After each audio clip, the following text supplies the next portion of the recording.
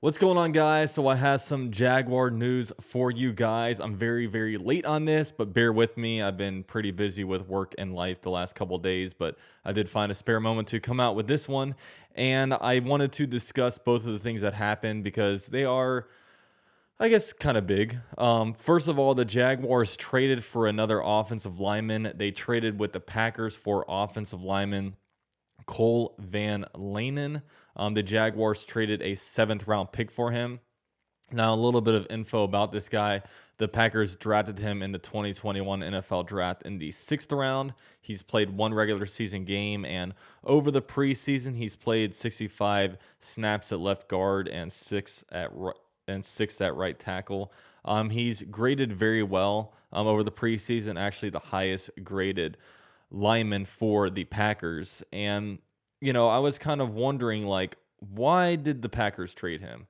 Upon doing some research, it looked like the Packers got some guys back from injury, and their depth is so good to where he was probably going to be the odd man out. And if you're a smart business owner, or even just you personally, I mean, if you have something, if I want to get rid of this and I can sell it for $50, I'll probably sell it for $50 instead of throwing it away. That's kind of what the Packers were doing. He was going to get cut, so they are just saying, okay, if we can get a seventh rounder for him, then why not? So that's what is going on over there. And the Jaguars will. Now, I guess, what's his role with the Jaguars? There's some people out there kind of saying, oh, this guy could be a potential starter for the Jaguars. After kind of looking more into it, I think it's more of a depth thing for the Jaguars, because it looks like the Jaguars will probably lose Will Richardson for probably the season. I don't really know the severity of his injury, but he doesn't look like he's coming back anytime soon. And just the depth is not good for the Jaguars, especially at interior offensive line. You saw Ben Barch move back into the starting left guard role. Then Shatley's now the backup center again because the depth is so bad. Casey McDermott has not been really playing his way onto the roster. And yeah, I mean, we all know, if you've been watching the Jaguars preseason, we have some depth issues. So I think this is a big depth signing. He's a guy that can play really all over the offensive line, very versatile, and that's exactly what you want in a backup offensive lineman. You want that position flexibility. It seems like the Jaguars probably have that locked down with, if Walker Little starts off as a backup, he'll probably be the swing tackle. And then, maybe this guy, if a center goes down, Tyler Shatley will probably step in there. Then if right guard or left guard get injured, this guy, Cole Van Lanen, will probably step in and play either of those positions. So I guess that's what's going on with this trade. He's probably locked to make the roster at this point, and hopefully we never had to see him on the field, because that means that Jaguars probably suffer some injury. Now, it would be concerning if he's a week one starter. I think that's concerning that a week one starter, a team was willing to get rid of him for a seventh round pick. Let's be real, that the optics of that are not great.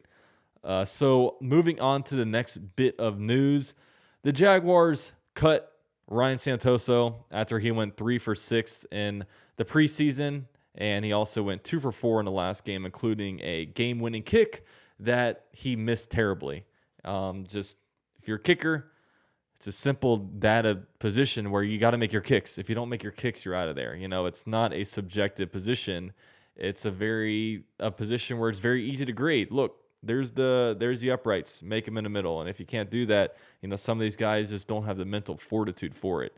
So Ryan Santoso just couldn't live up to the billing. And I don't know, a lot of us, I think, saw that coming. I mean, when I saw the Jaguars, position battle with Andrew Mavis versus Ryan Santoso, I was like, I could very well see neither of these guys being on the Jaguars. And that's exactly what happened.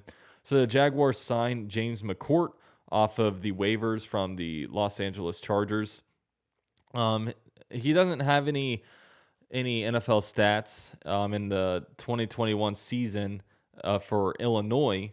He was 18 for 23 on field goals last year, and he also made 4 kicks of 50-plus yards. So he has the leg. He has a very high touch back percentage, so he definitely has a big leg. So this is one where, look, the Jaguars will give him a shot on Saturday. We'll see if he can make his kicks. And if not, the Jaguars are first on the waiver wire priority list, meaning that if there's free agent, if they could be sitting out and waiting for teams to cut kickers, and they'll be first in line to basically get those guys in there. Now the big thing is, what if, because they do have first waiver priority. However, a team might want to trade for a kicker. You saw back in, I think it was like 2019, the Vikings traded a 5th round pick for Kare Vedvik because he was killing it in the preseason, and the Ravens had Justin Tucker, so they had no use for him, so they were able to salvage something out of it.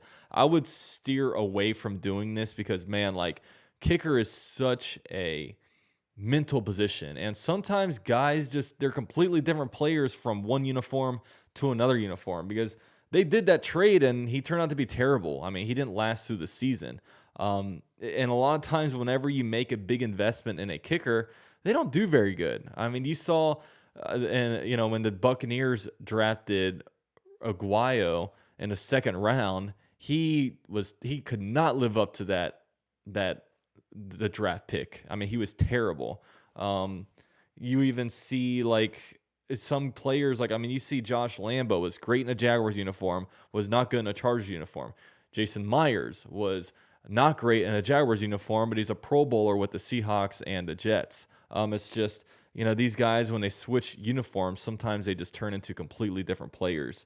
So what the Jaguars can do is they can wait out different position groups. I know the Buccaneers have a couple of good kickers with Jose Borregales and also Ryan Suckup, so maybe they wait for them to cut one of those guys, and the Jaguars are going to be first in line to pick up one of those guys. Or maybe McCourt goes 3 for 3 on field goals this Saturday, then 1 for 1 or 2 for 2 on extra points, and they say, okay, maybe we have something here. Regardless, I'm glad Ryan Santoso is gone and out of here, so we can move on from him, and hopefully we make kicks when they matter, because it is so. I mean, we experienced it last year. The kicking was not good last year, at least when Josh Lambo was here. Matthew Wright, the last half of the season, kind of got it right. But, the Jaguars, are not supposed to be a very good team next year. 6.5 wins is the over-under. And, if the Jaguars are going to hit that over, and if they want to surprise some people, you've got to make the layups. You got to make your kicks. We can't be missing like 32-yard kicks, or we can't be missing extra points. We can't leave points on the board. We have to overtake that. So that's one to look at. I don't know what the Jaguars will do. We'll just have to wait it out, and hopefully it all works out. So with that, all that said, thanks for watching the video. Also, guys, this weekend I'm going to be putting together the fantasy football team or leagues for members. So far, I think I have enough for 2 different leagues. Everybody's going to be able to get in if you're a member. So just let me know, and we can get that arranged. If you're not a member, you can join for as low as $3 a month, and you also get other different perks if you are a member of the channel. So if you want to get in a fantasy football league, but you don't really know how, this is the way to do it. It's a lot of fun. There's also group chats on there. It's on the Sleeper app, so it's a lot of fun. With all that said, thank you guys for watching. Go Jets. Okay, Jacksonville Jaguars. Too much for your crew to handle. Keep it lit, and this is the #1 YouTube channel by UCF Jaguar. Yeah, we about to blast off. If you've been a fan, then this is the dopest platform. Yeah, never hold back. Gotta represent for the teal and black.